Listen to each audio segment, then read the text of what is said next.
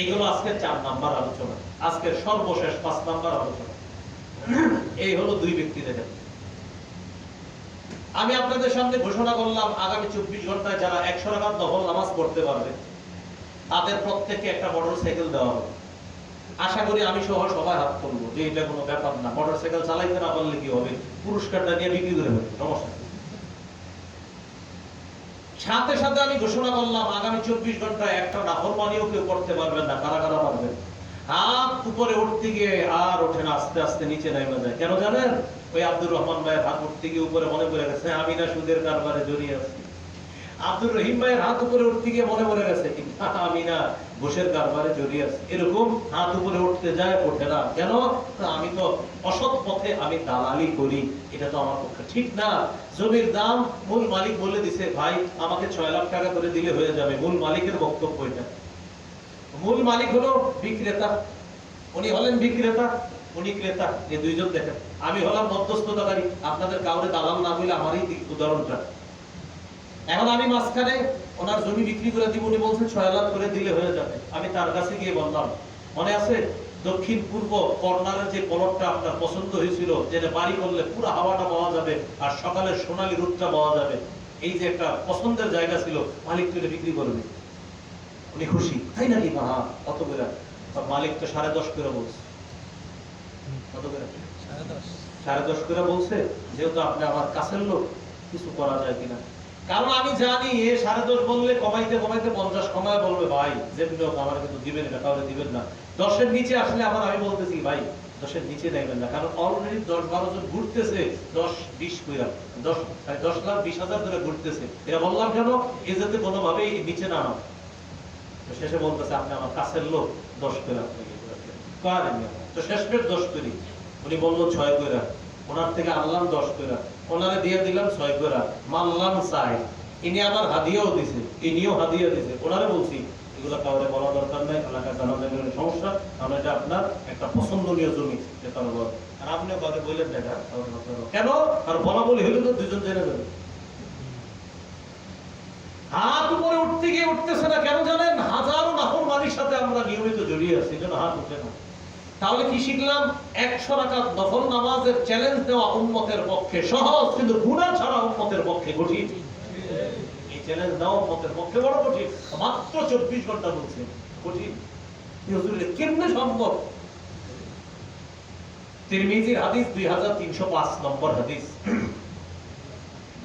আবু হুরায়রা রাদিয়াল্লাহু তাআলা আনহু বর্ণনা, রাসূলুল্লাহ সাল্লাল্লাহু আলাইহি সাল্লাম বলেন, মাইয়াখুযু আন্নী হাউলাইল কালিমাত ফায়াখুযু বিহিন্না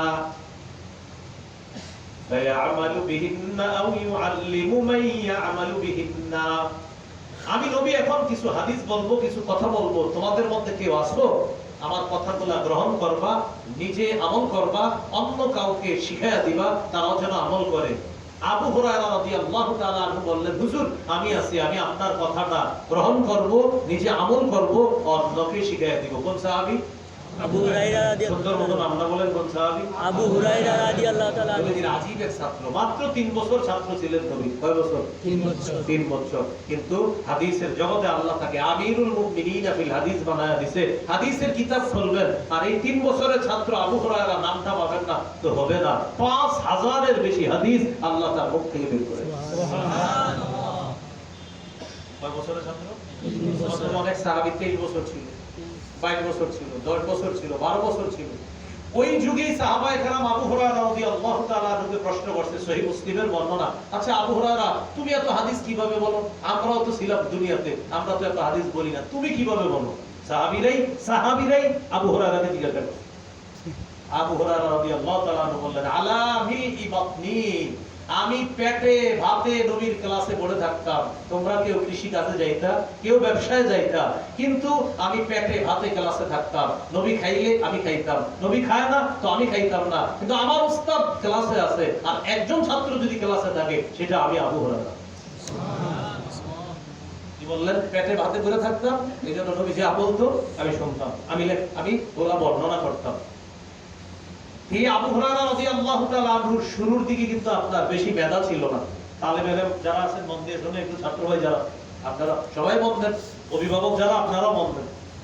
ওনার শুরুতে বেশি মেধা ছিল না। অনেক অভিভাবক আছেন যাদের অভিযোগ হলো, হুজুর আমার ছেলেটা বেশি পড়া পারে না, আছে না এরকম, পড়া পারে না, বা আমার দুইটা ছেলে, একটা ছেলে 5 পৃষ্ঠা সবক দিতে পারে, আমার এই ছেলেটা 1 পৃষ্ঠাও পারে না, এরকম অভিযোগ আছে।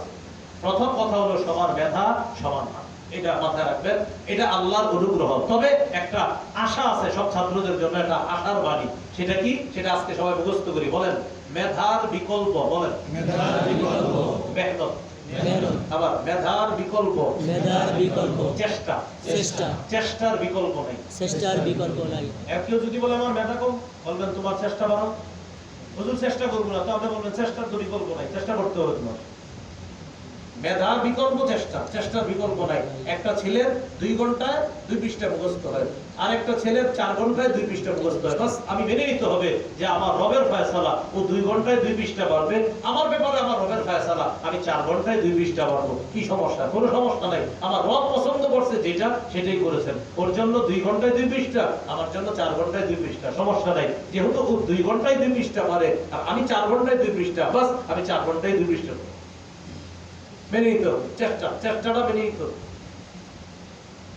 তো আবু হুরায়রা রাদিয়াল্লাহু তাআলা আনহুর মেধা ছিল কম। আরেকটা হলো উস্তাদের দোয়া নেওয়া, এটা আসতেছে। একদিন নবীজি মসজিদে ঢুকছে, সহিহ বুখারীর 119 নম্বর হাদিস। মসজিদে ঢোকার পর নবীজি দেখে আবু হুরায়রা রাদিয়াল্লাহু তাআলা আনহুর মন খারাপ। কি আবু হুরায়রা, কি হইছে? হুজুর সামিআতু মিনকা হাদিসান কাসীরা ফারসা, আপনার কাছে প্রচুর হাদিস শুনি, কিন্তু আমি ভুলে যাই, মুখস্থ রাখতে পারি। নবীজি বললেন, উপসুত্রি দান, তোমার চাদরটা বিছাও। মনে করেন এটাই চাদর, চাদর বিছাইলেন।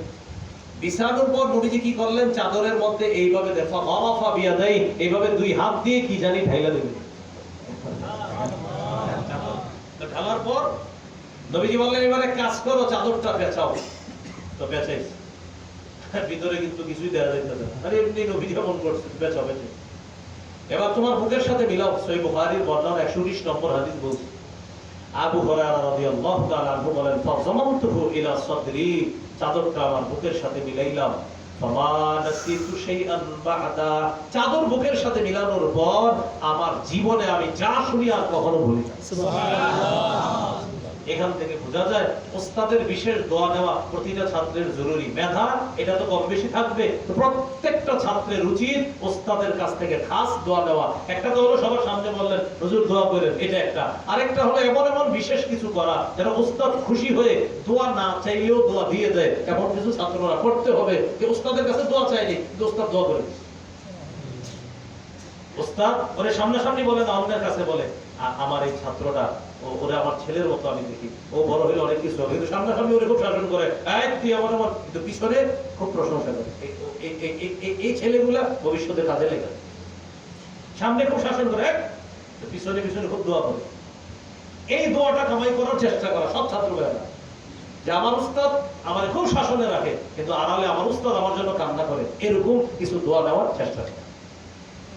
আবু হুরায়রা রাদিয়াল্লাহু তাআলা আনহু বললেন, হুজুর আমি আছি, আমি আপনার কথাগুলো শুনবো, মানবো, আমল করব। নবীজি তার হাতটা ধরে গনে গনে 5টা জিনিস শিখাইয়া দিলেন। এর মধ্যে 1 নাম্বার, ইত্তাকিল মাহারিমা তাকুন আবাদান নাস। আবু হুরায়রা, তুমি হারাম থেকে বাঁচো, শ্রেষ্ঠ আবেদ হয়ে যাবা। তুমি হারাম থেকে বাঁচো, আল্লাহর শ্রেষ্ঠ আবেদ হয়ে যাবা। হারাম খাবা না, হারাম বলবা না, হারাম করবা না। দেখেন আমি প্রথমে বলেছিলাম, একজন মানুষ এই মানুষটা 5 ওয়াক্ত নামাজ পড়ে, সুন্নত পড়ে, আওয়াবিন পড়ে, নফল পড়ে, প্রতিটা আমল করে, তাহাজ্জুদ পড়ে, কিছু হারাম কাজও করে এই লোকটা। আর এই মানুষটা 5 ওয়াক্ত নামাজ পড়ে, সুন্নত পড়ে, ওয়াজিবগুলা পড়ে, তাহাজ্জুদ পারলে পড়ে, না পারলে পড়ে না। নফল নামাজ ওর মতো পড়তে পারে না, তবে পারলে 2-4 রাকাত পড়ে, কখনো কখনো পড়ে না। এই লোকটা প্রচুর ইবাদত করে, নাফরমানিও করে। এই লোকটা ফরজ ওয়াজিব সুন্নতগুলো ঠিক রেখা অতিরিক্ত ইবাদত অতটা করতে পারে না, কিন্তু একটা নাফরমানিও করে না। নবীজি বলেন, এই ব্যক্তিকে আমি পৃথিবীর শ্রেষ্ঠ আবেদ, আল্লাহর ওলি বলে ঘোষণা করব। সুবহানাল্লাহ। তাহলে এই হাদিস থেকে কি শিখলাম? ওলি হওয়ার উপায় বেশি ইবাদত করা না গুনাহ ছাড়া। গুনাহ ছাড়া, এটা মনে গুনাহ ছাড়া। গুনাহ ছাড়তে পারলে হলো না 100 রাকাত নফল নামাজ পড়ার চ্যালেঞ্জ নেওয়া সহজ, গুনাহ ছাড়ার চ্যালেঞ্জ খুব কঠিন। আল্লাহ আমাদেরকে বুঝার তৌফিক দান করুন। আমিন। তাহলে আজকের 5 নাম্বার সর্বশেষ কথা, হারাম থেকে বাঁচা আবেদ হওয়ার শ্রেষ্ঠ উপায়। এজন্য হাসান বসরি রহমাতুল্লাহ আলাইহি বলেন, মা আবাদাল আবিদুনা বিশাইইন আফযালা মিন তারকি মা নাহাহুমুল্লাহু আন।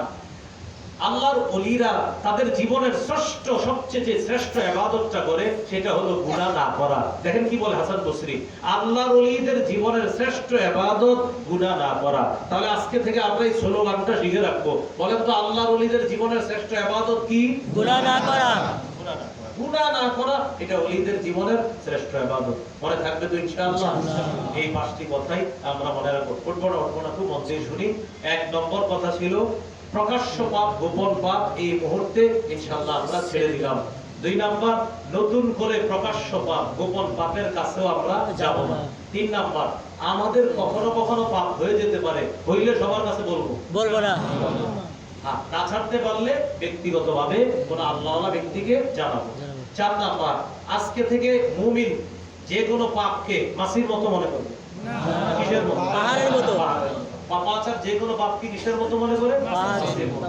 তাহলে আজকে থেকে আমরা ছোট থেকে ছোট যে কোনো বিষয় যদি সেটা আমার চোখে মনে হয় এটা অন্যায় হচ্ছে, এটা করবো না, কারণ এটা পাহাড়। এমনকি আমার কোনো মুসলমান ভাইয়ের একটা জুতা, একটা কাপড় আমার দ্বারা নষ্ট হবে, এটা যেন না হয়, এটা বড় পাপ মনে করা।